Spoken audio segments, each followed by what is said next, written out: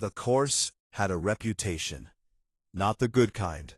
The kind that moves through dormitory corridors the way mold moves through cheap walls. Quiet, patient, and slightly embarrassing to admit you know about. Every student at the Interspecies Academy of Comparative Civilizations had heard of Xenosoc 101, Terran Developmental Studies. Every student knew what signing up for it meant. It meant you needed an easy grade. Veth signed his name on the enrollment list on a Tuesday morning, using 2 of his 7 limbs, with the kind of calm efficiency that came from having absolutely no shame about it. He was Kolari, cephalopod-shaped, bioluminescent, roughly the color of a bruised evening sky, and he already had 3 other courses that were threatening to collapse him like a dying star. He needed something soft, something he could complete while spending his better brain clusters on advanced gravitational ethics. Done. He was not alone. By the time enrollment closed, 18 members of his cohort had signed their names to the same list. The Dressy twins, Dreen and Draal, insectoid, perpetually synchronized and deeply satisfied with themselves about it, had registered within seconds of each other, which they always did, which everyone always found slightly unsettling to witness. A cluster of moon subunits had registered as a collective block, which technically violated the individual enrollment cap. The administrative office had looked at the registration, looked at the Moon Collective, and made the quiet institutional decision that some problems were not worth the afternoon they would cost. The first day of class, they all came in and sat down. The room was old, not decorated to look old. Actually old, in the way certain academy rooms were old. Walls that had absorbed 11,000 years of lectures. Floors worn smooth by the feet and fins and tendrils of species that were no longer around to remember sitting here. It smelled like time. Faintly stale. Not unpleasant exactly, just heavy. Professor Dalux was already standing at the front. Nobody at the academy knew with certainty what species Dalux was. He appeared roughly bilateral. He moved carefully, the way very old things move when they have decided there is no longer any reason to rush. His eyes gave the impression of someone who had already read the last page of every book in every room he had ever entered, and found the endings mostly predictable, and was not unkind about it. He was approximately 900 years old. At the academy, this was considered middle-aged, mildly unremarkable. He placed 1 data chip on the lectern. He said nothing. He stood there for 11 full seconds. Veth counted them, because the silence had a specific texture, not empty, not comfortable, that made counting feel like a reasonable response. Then Dalux spoke. "We will spend this semester studying Earth." He paused. "I will warn you once, at the beginning, because I was not warned by my own professor, and I have always considered that unkind." Dreen's antennae tilted toward Draal's.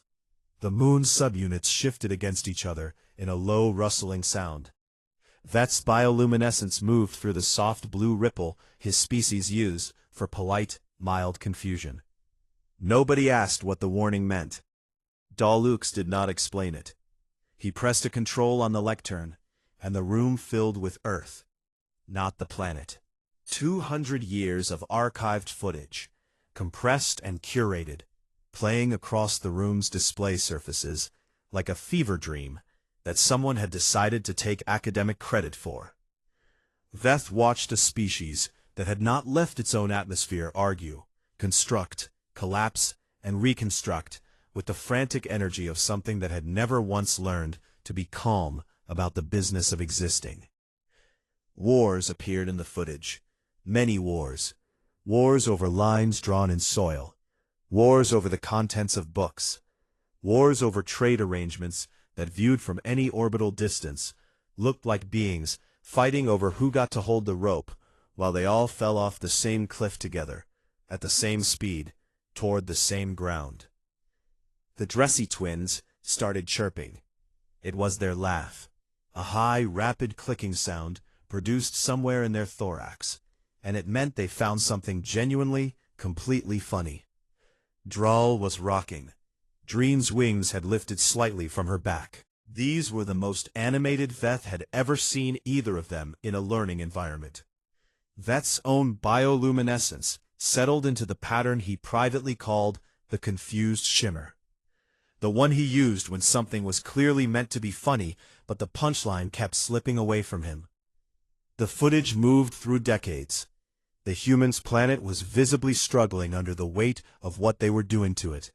Temperatures rising, resources shrinking, coastlines retreating in ways that were not, by any objective measurement, good.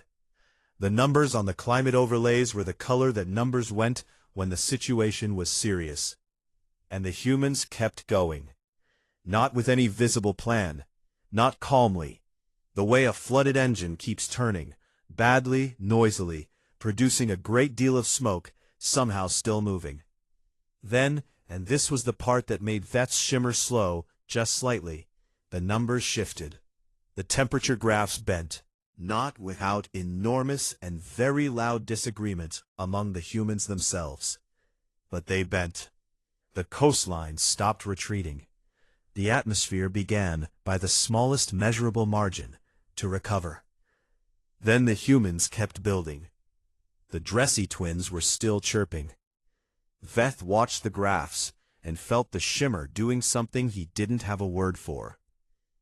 When the footage ended, Dalux stood in the center of the room again and looked at them all with those patient, already finished reading eyes. Questions? Immune subunit, the one assigned to verbal output, raised an appendage. Professor, why does Earth have its own course? They haven't reached contact threshold.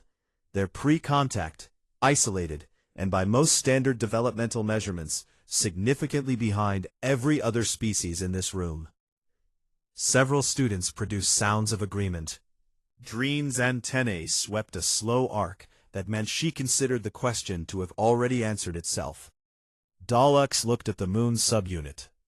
He looked for a long time. The kind of long time that is not empty and is not thoughtful, but is the specific patience of something very old, watching someone step toward the edge of a curb and choosing not to mention it yet. Take your time forming that question differently, he said. I'll wait. He did not wait. He moved on. The moon's subunit did not know why it felt embarrassed. It would spend 3 days quietly considering whether it should. After class, Veth stood in the corridor outside the lecture hall and stayed with his thoughts for a moment. Specifically the temperature graphs, specifically the way they had moved in the wrong direction and then, improbably, corrected. There was something in it that didn't sit properly in his mind. Not dramatically wrong, just slightly misaligned. Like a calculation where every single step was correct, and the final answer was still somehow unexpected. He tucked it away and walked toward his dormitory. On the path between the lecture hall and the residential wing, he passed the human. He had seen her before. The Academy assigned a cultural liaison to the Terran Studies course each semester, a human representative, present for what the official documentation called accuracy review. Veth had always found this arrangement faintly absurd, the equivalent of keeping a fish in a jar on your desk and asking it to consult on the nature of water. The human was small, dark-skinned, and walked with the unhurried steadiness of someone who always knew exactly where she was going, and had already accounted for everything between here and there. She was carrying an insulated cup with both hands, and she handled it with the focused attention of someone managing something genuinely important. She glanced at him. He glanced at her. She walked on. He walked on. Somewhere in his bioluminescent layer, the shimmer he didn't have a name for did something very small and very quiet. He had a grade to secure, a course to coast through, absolutely no intention of taking any of this seriously. He went to bed thinking about the graphs. The assignment was simple enough. Each student would select an Earth event cluster, study it, and present their findings to the class by midterm. The goal, as Dalux described it in his careful, unhurried way, was to develop a working theory of how the humans operated as a civilizational unit. Where they succeeded, where they broke down, what patterns emerged across time. The Dressy twins claimed the world wars before anyone else had a chance to speak. Both arms up, both voices speaking at once, which they always did when they were excited, and had stopped pretending to be separate individuals about it. They wanted the wars, they said, because the scale of the numbers was fascinating. Dreen said fascinating. She meant something else. The Moon Collective spread itself across several smaller events in the mid-21st century, which suited them. They preferred breadth. They processed information like a net pulling in water, better with volume than with depth. Veth, arriving slightly late to the selection because he had spent the morning reconsidering his life choices, found only one cluster left unclaimed. The Long Crises, 2020 to 2060, 40 years. He stared at the name on the screen. He thought about choosing nothing and simply taking the grade penalty. He thought about this seriously for approximately 4 seconds. Then he signed his name next to it and went to the library. The Long Crises did not look like a single thing. It looked like several disasters that had agreed, informally, to happen at the same time and share resources. Veth started with the broad data and immediately felt his bioluminescence dim in the way it did when information was coming in faster than he was organizing it. A global disease event, affecting the entire species at once, crossing every border the humans had spent centuries drawing in the dirt. 2 billion individuals infected in under a year. Economies fracturing along the same lines the disease was crossing. And while that was still happening, while it was fully actively happening, with the numbers still climbing, the climate systems that the humans had been arguing about for 3 generations finally began to show the costs of that argument. Wildfire seasons that consumed landscapes the size of small nations. Flooding that didn't recede. A water shortage spreading across 2 continents that had never thought to worry about water before. All of it, at once. Veth pulled a secondary analysis tool and began running the standard extinction approach behavioral model. It was a well-tested framework. Every species that had reached civilizational collapse showed the same pattern in its final stages. Increased internal conflict, reduced cooperative behavior, hoarding of remaining resources, fragmentation of large social units into smaller defensive ones. The model was reliable. Veth had used it in 2 previous courses. He ran it against the Earth data from 2020 to 2040. The model flagged 11 separate indicators of collapse approach behavior. He read through them. They were all accurate. The humans were doing exactly what the model predicted. Arguing, fragmenting, hoarding, failing each other in large and public ways. But the civilization did not collapse. Veth ran the model again, assuming he had made an input error. Same results. He sat with this for a while. His shimmer was doing the slow, uncertain thing again. He started reading the individual level data. Not the broad civilizational graphs, the small records. Local news archives. The kinds of data that disappeared in large-scale analysis because they were too small to affect the aggregate numbers. He found a teacher in a coastal city where the school building had been partially flooded. The city's infrastructure was running at reduced capacity. Half the students were displaced. The teacher had moved the class to a covered outdoor space, was using paper materials because the power grid was unreliable, and had not missed a single scheduled session in 11 months. There was a brief record attached to the teacher's file. An interview. Someone had asked why she kept going when the situation was this bad. She had looked at the interviewer as though the question itself was slightly strange. "Because they're still coming," she said. Veth read this several times. He found a doctor next, a regional hospital in an area where the supply chain had been broken for 4 months. The doctor had started keeping paper records, handwritten, in small, precise text, because the digital systems were intermittent, and she did not trust intermittent. The records were meticulous, fully detailed. completely useless in a practical sense for most of the crisis, because there was nothing to do with the information while the supply chain was broken. She kept them anyway. There was a note at the bottom of her file from a colleague, written 6 years later. She said someone should have the record, so she kept it. I never asked her who she thought would read it. Veth sat back. His bioluminescence had gone quiet. Not dark, quiet. The specific stillness of a Kalari mind that was working very hard on something it didn't yet have the right framework to hold. He found the garden last.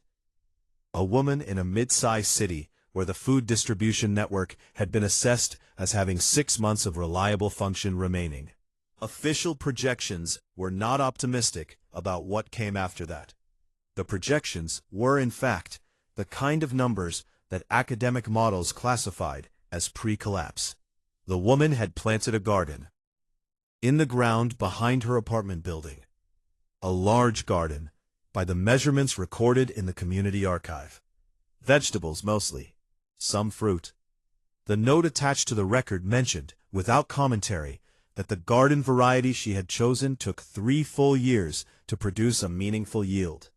She planted it anyway. Veth closed the archive file and stared at the wall across from him for a long time. The behavioral model he had run said collapse. The frameworks he had been taught across 3 semesters of civilizational studies said that a species under this volume of simultaneous pressure, showing these fragmentation indicators, did not do what these individual humans were doing. They did not keep teaching flooded classes. They did not keep records for a future reader who might not exist. They did not plant 3-year gardens in cities with 6-month food projections. He filed an academic query to Dal Ux that night. Formal, as he had been taught to write them. Precise. Professor, I have been reviewing the long crises data, and I believe there may be a calibration issue with the standard extinction approach model when applied to this population. The behavioral indicators for collapse are present, but the collapse itself is not. The individual level data shows activity patterns that do not match any framework in the standard library. Is there supplementary reading you would recommend, or should I flag this as a data anomaly? Dal Ux responded in 3 words. Keep looking, Veth. The midterm presentations arrived. The Dressy twins went first. Their presentation was polished and long, and moved through the casualty numbers of both world wars with a kind of theatrical gravity that Veth recognized as the academic performance of seriousness while finding everything fascinating. They used good data. Their analysis was technically accurate. Their conclusion was that the wars demonstrated a species with a fundamental flaw in its cooperative architecture, capable of large-scale organization only when pointed at something to destroy. The room received this well. The Dressy twins answered them with the confidence of 2 beings who had already agreed with each other. Veth watched Senna during the presentation. She was sitting in the corner seat she always took, slightly removed from the main cluster of students, positioned where she could see both the display and the room at the same time, which Veth had noticed before, and then stopped noticing because there was no obvious reason it should mean anything. She was drinking her tea. Her face was doing nothing. Not the nothing of boredom, not the nothing of someone suppressing a reaction. A different kind of nothing. Steady, settled, the face of someone watching something they have already thought about, and finished thinking about, and are simply now present for. After the presentation, a Moon subunit turned to Senna, and asked, with genuine academic curiosity, if she found the material offensive. No, Senna said. Why not? The subunit asked. She took a slow sip from the insulated cup. Because you're not wrong, she said. Her voice was the same temperature as her face. You just don't know what you're looking at yet. The room went slightly strange. Nobody followed up. Veth did not follow up. He thought about the garden. He thought about 3 years and 6 months, and what it meant that someone had done the math and planted the seeds anyway, and he wrote that thought down in his notes because he didn't know what else to do with it, and he did not sleep particularly well that night. The Academy ran a crisis simulation every semester. It was a tradition in the Xenosociology department, old, established, considered useful. The scenario was always controlled and always scripted. A problem would be introduced. Students would respond. Afterward, there would be a debrief, some good academic papers, and a communal meal that nobody particularly enjoyed. It was educational in the way that many educational things were educational, technically, at a distance, without consequence. This semester's scenario was a standard one: partial life support failure in the residential wing. Atmosphere processing reduced, temperature dropping, nothing fatal, nothing close to fatal. Designed to produce a manageable amount of stress and some observable cooperative behavior for the department to write about. It went off the script about 7 minutes in. The Academy's safety systems had more redundancies than most governments had laws, and none of them were compromised. But the secondary atmospheric regulators failed in a way that was not part of the plan. A genuine system fault, unrelated to the simulation, choosing this specific afternoon to express itself. For 30 minutes, the residential wing's atmosphere processing ran at 67%. Temperature dropped 4 degrees. The air had the slightly thin quality of somewhere too high up. Uncomfortable, not dangerous, but real. The alien students responded the way their species protocols had shaped them to respond. The cholerae clustered. In a low-grade stress situation, Veth's people moved together instinctively, bioluminescent signals syncing up across the group, a kind of passive pooling of calm. He found himself doing it without deciding to, drifting toward 2 other Kalari in the corridor who he barely knew, and feeling his shimmer slow and steady in response to theirs. It helped. It was the right thing to do. The Moon Collective consolidated. They pulled all their subunits into a tight physical group and went almost completely silent, turning their collective processing inward, running diagnostics, sharing data. From outside, they looked like a large, motionless pile of connected tissue. From inside, they were working very hard. The Dressy twins synced their nervous systems. They stood back to back in their dormitory doorway, antennae touching, and simply waited. Patient, efficient, producing no unnecessary movement or sound. Dream's wings were perfectly still. Drawl's were slightly less still, but she managed it within seconds. They would be fine. Knowing this together, at the same time, in the same nervous system, made it very true. Senna was in the observation gallery on the upper level. She had been there all afternoon, working at one of the study tables. Cultural accuracy reports. Her steady, low-output presence, so unremarkable by this point that Veth had stopped tracking it the way you stop noticing a piece of furniture. She was doing her work. She had her tea. The atmosphere fault registered. She set the tea down. She moved. Veth saw it from the corridor below, through the gallery's transparent wall, and the first thing he noticed was not what she was doing, but the quality of the movement itself. It was not fast, in the dramatic sense. She did not run. She did not look panicked. She moved with the focused, ground-level economy of someone crossing a space they have already mentally mapped, going to a thing they already know is there. She went directly to the manual override panel on the gallery's east wall. Not the nearest panel, not the most visible one. The east wall panel, which was partially behind a storage unit, which was not the obvious choice. Which was, in fact, the correct choice, because it was the one connected to the secondary regulation circuit, rather than the primary one that was currently faulted. She had not been told which panel to use. She opened it, assessed the controls for approximately 2 seconds, and began working. While she worked, she talked. Not commands, not instructions in any formal sense. A low, continuous narration, what she was looking at, what she thought it meant, what she was about to try, and what she would need from anyone nearby. Her voice had the specific flatness of someone removing all unnecessary weight from language to make it easier to carry. Words stripped to their load-bearing parts. Pressure valve on the secondary line is backed up. If someone can find the manual bleed point, it's usually below the panel, lower left. That would help. You don't need to know what it does, just turn it a quarter rotation counterclockwise. A moon subunit, the one designated for physical tasks, moved to the lower panel without comment, and found the bleed point and turned it. Good. That's helping. Temperature should start coming back in about 4 minutes. Everyone who's feeling it, move closer to the center of the wing, away from the outer walls. Heat holds better there. Students moved. Not because she was an authority. Because the instruction was clear and small, and the direction in the voice made it easy to follow. 4 minutes and 30 seconds later, the atmospheric processing graphs returned to 94% and climbing. The 30-minute window closed. The Academy's maintenance systems registered the correction and logged it.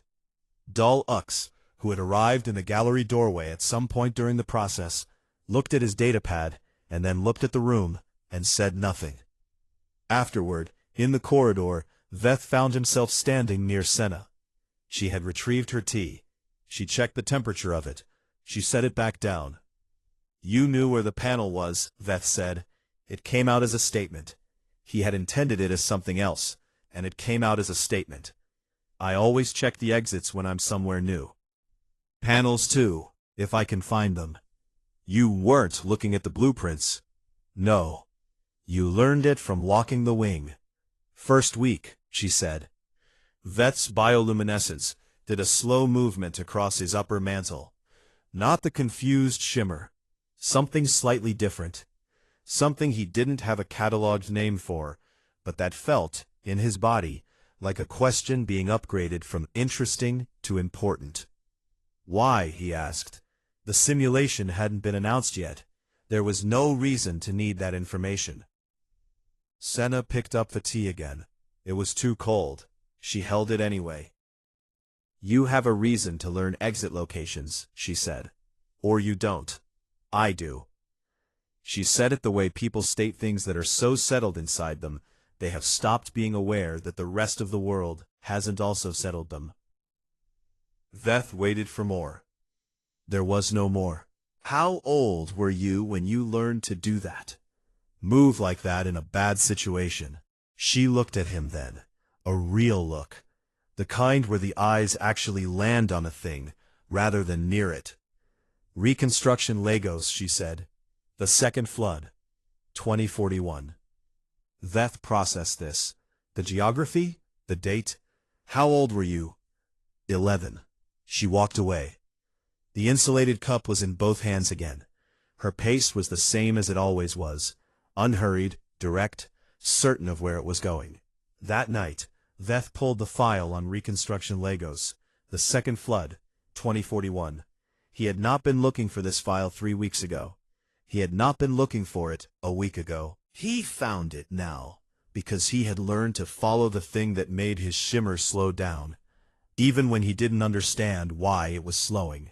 Once he had passed her door late at night, and heard her humming something. A human melody, low and wandering, the kind of sound that didn't need an audience. She was humming it now.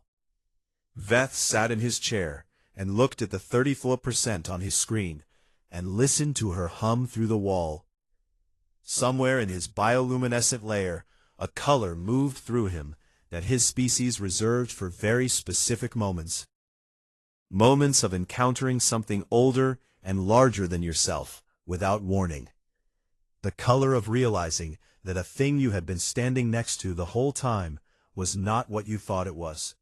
He did not know what to do with any of it. He closed the file. He opened it again. He read it from the beginning. It started with a number that didn't belong. Veth was running a standard cross-reference, civilizational timeline data against the Academy's broader galactic historical database. It was the kind of work that sounded impressive and mostly wasn't. the academic equivalent of checking that all the furniture was still in the room. He had done it twice before in other courses, and both times found nothing interesting. He expected to find nothing interesting now. The database returned 14 results. Civilizations that had reached the same developmental stage as Earth's current position. Pre-contact, late industrial phase. The specific window of history where a species had enough technology to change its world, but not enough wisdom to have finished deciding what to change it into. A critical period by most civilizational models. High variance outcomes. 14 civilizations had passed through this window in the Academy's recorded history. Veth read through the list. 13 files were written in past tense. He went very still. He read them again, more carefully. The 13 civilizations had not been conquered. There was no record of invasion or absorption. The files simply closed. Civilizational records archived. The word the database used, in the clean neutral language of academic taxonomy, was cessation. Internal systemic failure leading to civilizational cessation. Not destroyed, not defeated, stopped. Earth was the 14th entry on the list. Earth's file was written in the present tense. Veth sat in the library with this information for a long time. His bioluminescence had gone to the quiet state. Not dark, not active. The specific stillness of a Kolari mind working at full capacity on something it hasn't yet built the right container to hold. Around him, the library moved through its normal evening rhythms. Other students, other work, other problems of a scale that now felt, in a way he couldn't immediately justify, somewhat smaller than they had an hour ago. He sent a message to 6 members of his cohort. He wasn't sure why 6. He sent it to the ones whose work he had been watching, whose questions in class had been getting more careful and less confident over the past weeks. Dreen and Drawl, 2 of the Moon's subunits. A Velhari exchange student named Sauce, who had stopped chirping at the archival footage around week 4, and hadn't said a clear reason why. The message said, "I found something. Library, lower level, room 7. Tonight." By 0200 station time, they were all there. Nobody had brought food. Nobody had arranged seating. They arranged themselves in the organic way that groups arrange themselves when the social script hasn't been written yet. Close enough to share information, far enough to think separately. Veth showed them the database results. The room absorbed them. Dreen's antennae went fully flat against her head. This was her species' response to information that required all available processing resources, leaving none for non-essential expression. Drawls did the same.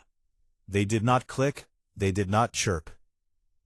They were still in a way that Veth had genuinely never seen from either of them. The Moon's subunits began what looked from outside like a very slow, continuous shiver. They were running the data through the collective as fast as they could, which manifested physically as a kind of distributed trembling. Sauce, the Velhari student, looked at the screen for a long time, and then looked at the floor. Someone, the smaller Moon subunit, the one designated for synthesis rather than output, said quietly, 13 out of 13 failed at this stage, before Earth. Yes, Veth said, and Earth is in year 847 of having passed it. Yes. The room sat with this. Sauce had found the upper archive access 2 weeks earlier for unrelated reasons, and mentioned it to no one because there had been no reason to mention it yet. The access point was not heavily secured. The Academy's philosophy on restricted information was that most students would not know to look for what they didn't know existed, which was a philosophy that worked until it didn't. They went in.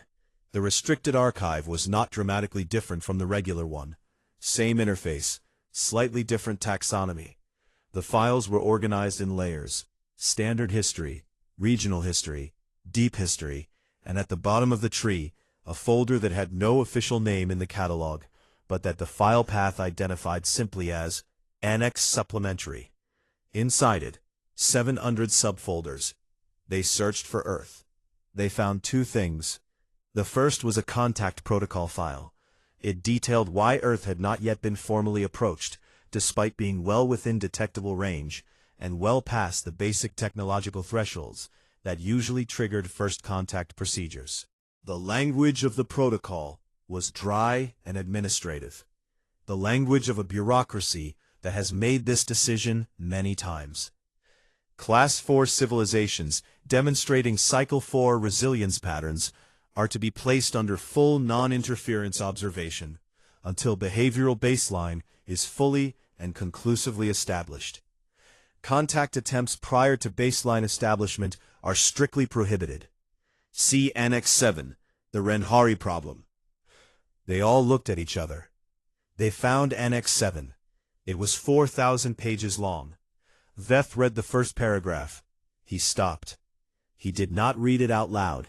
He did not turn the screen toward the others. He sat with it for approximately 30 seconds. His bioluminescence going through colors that moved too fast to track. And then he closed the file. "What does it say?" Dreen asked. "I need to talk to Dal Ux," Veth said. "What does the first paragraph say?" Draal repeated, which was unusual, because the twins rarely repeated each other. "Tomorrow," Veth said. He said it in the tone that meant the conversation was finished. Not because he was being dramatic, because he genuinely did not yet have the language to explain what he had just read. And he had learned over the course of this semester that forcing language onto a thing before you understood it was a good way to understand it wrong. They left the archive. They walked back to the residential wing in a group that was much quieter than it had been, going in the other direction. The moon subunits had stopped their collective shiver and gone instead to a deep, sustained hum that the others had never heard from them before. Sauce had her arms wrapped around herself, which was a Valhari behavior Veth associated with cold, except the corridor was not cold. Dreen walked beside him. 13, she said. Yes, he said. All of them stopped. Yes. She was quiet for a moment. Her antennae, no longer flat, were moving in the slow searching pattern that meant she was looking for a framework and not finding one that fit. I keep thinking about that footage, she said. From the first lecture, the wars. Veth looked at her. We were laughing, she said. She said it without judgment, but without the distance she usually kept from uncomfortable thoughts. We thought it was embarrassing, that they couldn't cooperate, that they kept fighting each other. Yes, Veth said. But 13 species that could cooperate are in past tense files, Dreen said, and the humans are not. She did not chirp. She did not say anything else. They went to their rooms. Dalux's office was lit when Veth arrived, even though it was now past 0300 station time. The professor was seated behind his desk, a datapad in his hands, in the specific posture of someone who had been waiting without choosing to show it. He looked up when Veth came in. You read Annex 7, he said. The first paragraph, Veth said. Yes. Dalux set the datapad down. Sit. Veth sat. What happened to the Renhari? Veth asked. Dalux folded his hands on the desk. His face was doing the thing it had done on the first day of class. Patient, settled, in no hurry to be anywhere other than here. The Renhari, he said, were an 11,000-year-old civilization, advanced, careful, well-intentioned. They made contact with a Class 4 species that their models classified as significantly behind them in every important metric. He paused. They shared their technology, their knowledge, their resources, the standard first contact offering, and the Class 4 species adapted to every piece of it in 40 years. Veth said nothing. In 80 years, Dalux continued, they had improved upon most of it. In 200 years, they were the dominant partner in the relationship. The Renhari, 11,000 years old, technologically mature, civilizationally stable, had simply not modeled for a species that had been forged in continuous catastrophe for so long that it had stopped believing limits were a fixed property of the universe. Veth's bioluminescence was very still. The Renhari exists now, Dalek said, as a quiet civilization, comfortable, cared for, very aware of the specific sequence of decisions that brought them there. The office was quiet. Read the rest of Annex 7, Dalek said. Take your time with it. What am I going to find? Daleks looked at him with those patient, finished reading eyes. You'll want to sit with it, he said. That's all I'll say. Veth left the office.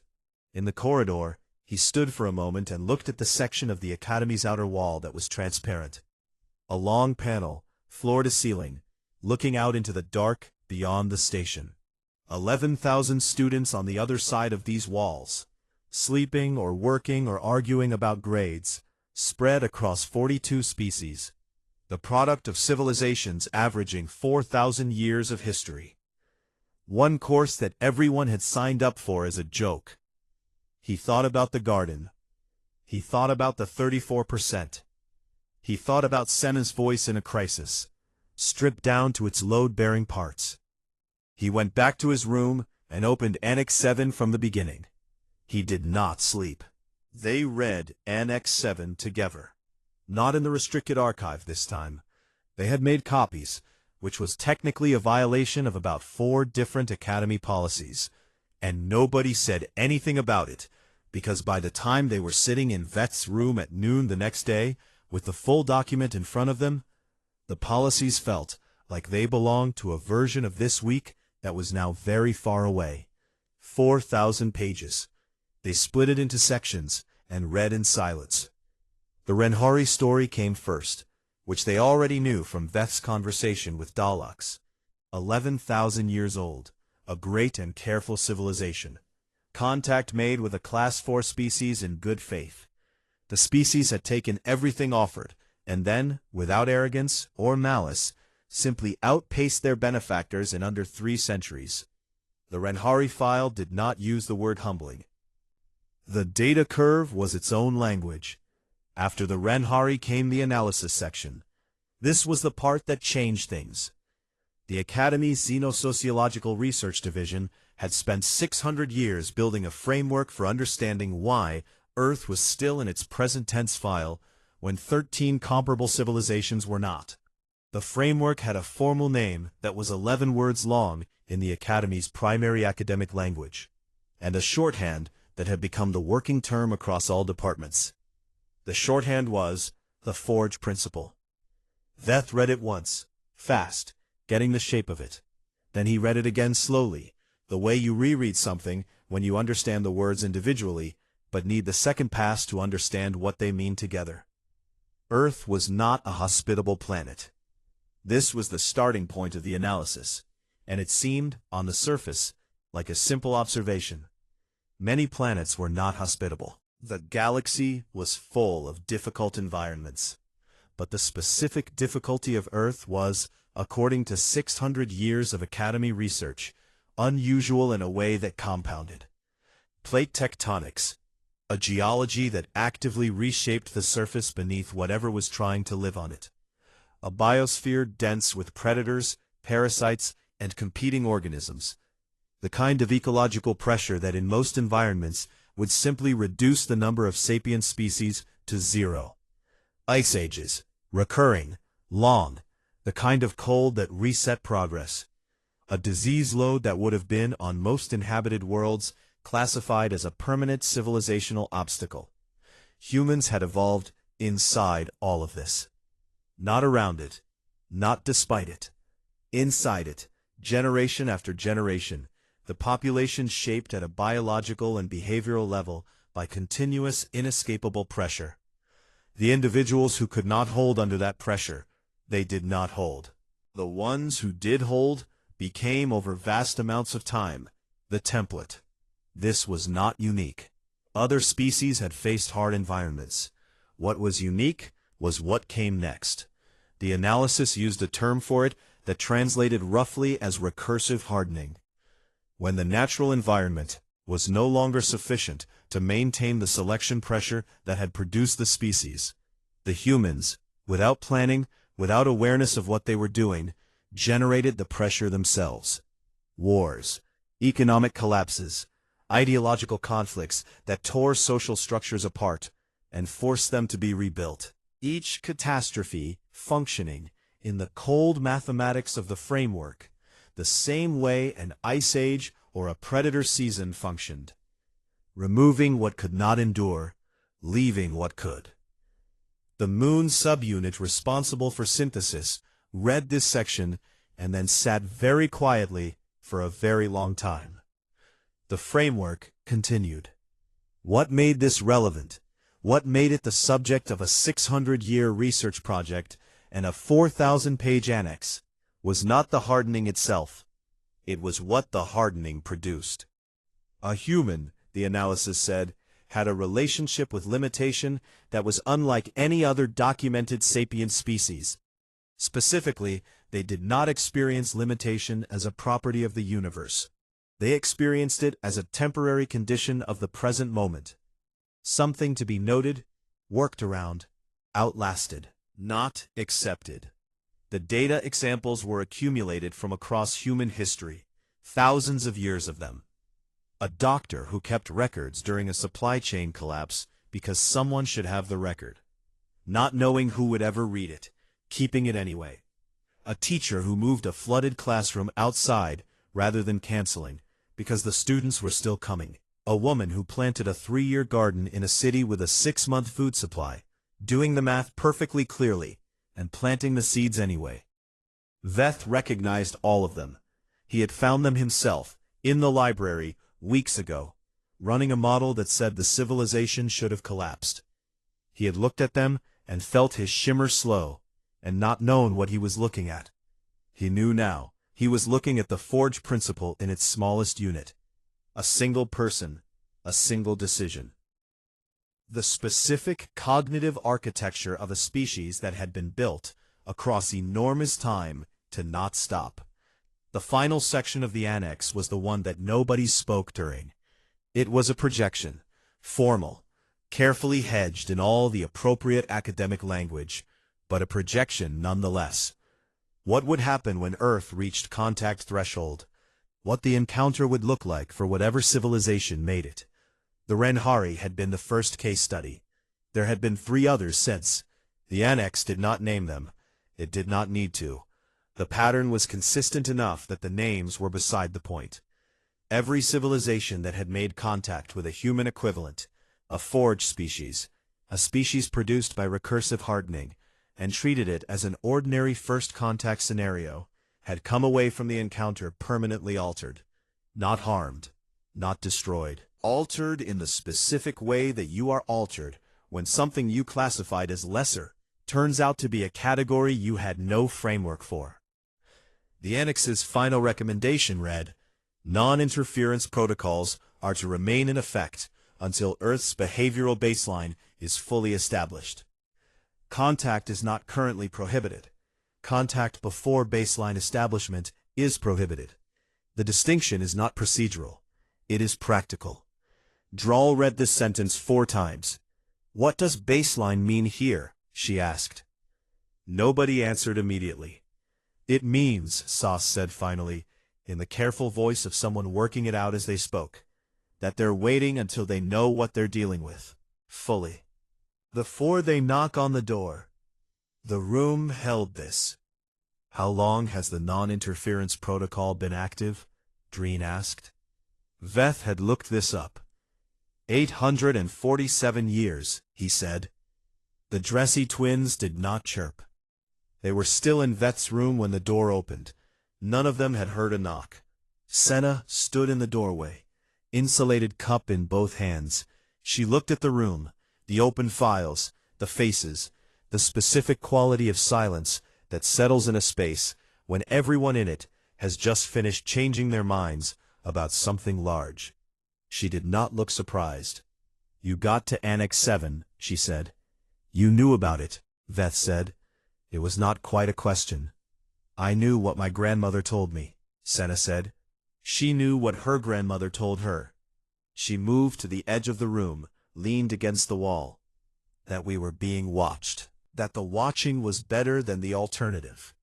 The alternative being contact, Veth said. The alternative being contact before we were done. Done with what? Senna looked at the window.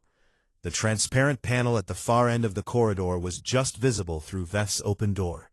The dark beyond the station, the dead star's empty gravity well, the galaxy going about its business. Before we were done becoming what we're going to be, she said. Her voice had its usual flatness, not cold, stripped of the weight it didn't need. We're not there yet.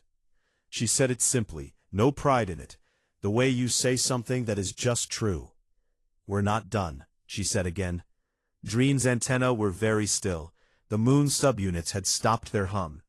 Veth's bioluminescence moved through a color his species used only in specific, rare moments, in the presence of things that turned out to be older than they looked. In the presence of something that had been sitting quietly next to you the whole time, waiting for you to see it correctly. Senna pushed off the wall. I'm going to make more tea, she said. The pot in the common room is on, if anyone wants some. She left. Her footsteps were even, unhurried. Outside the academy's walls, 11,000 students went about their days. 42 species, civilizations averaging 4,000 years of history, a structure older than most solar systems, built by minds that had looked out at the universe and found it comprehensible and mostly manageable, and built their understanding accordingly. One course that everyone had taken as a joke. Veth sat in his room long after the others had gone. The NX7 file was still open on the display in front of him. He was looking past it, at the wall, thinking. He thought about the woman who planted the garden. He thought about the doctor who kept the records for a reader who might never come. He thought about Senna at 11 years old in the second Lagos flood, already learning, already mapping exits, already building the knowledge of bad situations into her bones because the world she lived in had made that knowledge necessary.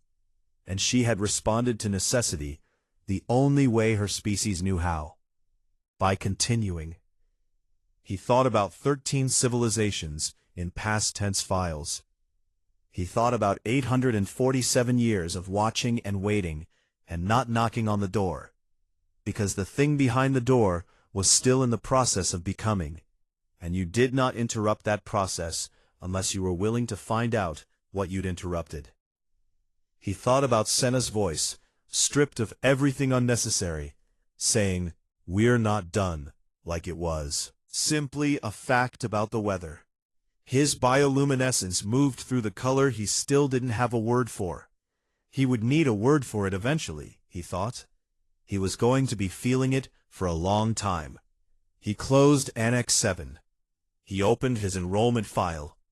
He looked at the line that said, Xenosoc 101, Terran Developmental Studies. Easy grade, gut course, the one everyone took when they needed something soft. He sat with that for a moment. Then he sent a new message to Dalux. It said, I want to do the advanced thesis option. The reply came in under a minute. I know, it said. I've been waiting. Outside, somewhere in the residential wing, in the common room 3 corridors away, a kettle was boiling. A low sound, ordinary, the kind of sound that didn't mean anything, the kind of sound that happened in the background of history, while something else was slowly, quietly, stubbornly becoming. Veth listened to it. He did not move for a long time.